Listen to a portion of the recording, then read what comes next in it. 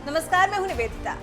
कहा जा रहा है कि मात्र कुछ दिन में शुरू होने वाले बिहार विधानसभा चुनाव जितने सीएम नीतीश कुमार के लिए अहम हैं, उससे ज्यादा अहम बीजेपी के लिए हैं। इसलिए बीजेपी बिहार में जीत के लिए एड़ी चोटी का जोर लगाए हुए है। एक तरफ जहां प्रधानमंत्री नरेंद्र मोदी की 3 रैलियों को बिहार की जनता को आकर्षित करने के लिए आयोजित किया गया है, तो वहीं उत्तर प्रदेश के सीएम योगी आदित्यनाथ की डिमांड भी बिहार में कम नहीं है।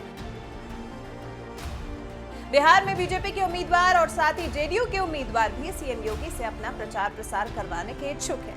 आपको जानकर हैरानी होगी कि सीएम योगी की बिहार में डिमांड कुछ ऐसी है कि पहले चरण के चुनाव से पहले ही उनको बिहार में 20 जनसभाओं को संबोधित करना है, वो भी तब जब फैसला लिया गया था कि बीजेपी उच्च वर्ग के उम्मीदवारों को जीत दिलाने की जिम्मेदारी लेगी, वहीं जेडीयू पिछड़े वर्ग को साधने के लिए जी जान लगा देगी।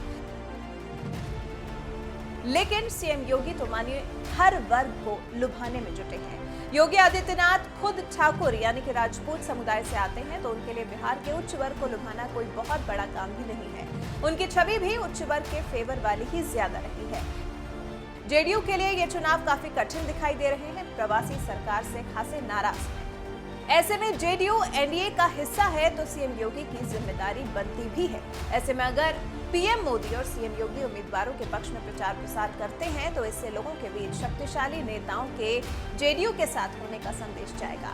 खासकर मोदी और योगी इसलिए क्योंकि मोदी और योगी की छवि शक्तिशाली नेताओं की ही है, और क्योंकि नीतीश के लिए माहौल कुछ ज्यादा अच्छा नहीं है। वो सबसे बड़ी विरोधी लहर का फिलहाल सामना कर रहे हैं। ऐसे में मोदी और योगी से ही उम्मीद लगाई जा रही है कि वो ही नैया को पार लगा सकते हैं। योगी के बिहार में अहमियत इसलिए भी ज्यादा आंकी जा रही है क्योंकि पूर्वी उत्तर प्रदेश जिसमें गोरखपुर आता है, वो योगी की शक्ति का केंद्र रहा है, जहां से वो 5 बार सांसद के तौर पर प्रतिनिधित्व कर चुके हैं और फिर गोरखनाथ संप्रदाय के प्रमुख पुजारी भी हैं। तो वो योगी की एक छवि उनके लिए सकारात्मक साबित होती है। और उसके बाद योगी का चुनाव प्रचार का एजेंडा यही है कि वो प्रदेश में डबल इंजन की सरकार का समर्थन करते हैं और उसका अपनी रैलियों में जिक्र भी करते हैं। योगी आदित्यनाथ विकास की बात करते हैं, बीजेपी राज में राम मंदिर निर्माण शुरू होने की बात करते हैं, पीएम मोदी की सरकार की तारीफ करते हैं, फिर कश्मीर से अनुच्छेद 370 हटाए जाने का भी जिक्र करते हैं।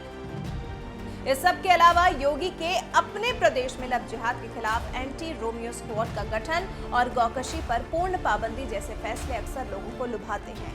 ऐसी छवि है कि उत्तर प्रदेश में सिर्फ योगी ही इतनी सख्ती से इन फैसलों को लागू कर सकते थे। इन सब के अलावा आरएसएस का भी पूरा समर्थन योगी आदित्यनाथ को हासिल है। माना यह भी जा रहा है कि उत्तर प्रदेश में जहां अगले 2 साल में चुनाव होने वाला है, तो उस वजह से भी योगी की अच्छी छवि को बरकरार रखना जरूरी है। इन्हीं सब वजहों से योगी प्रत्याशियों के साथ साथ केंद्र में बैठी सरकार, आरएसएस सभी के लिए एक बेहतर चॉइस के रूप में उभरे हैं।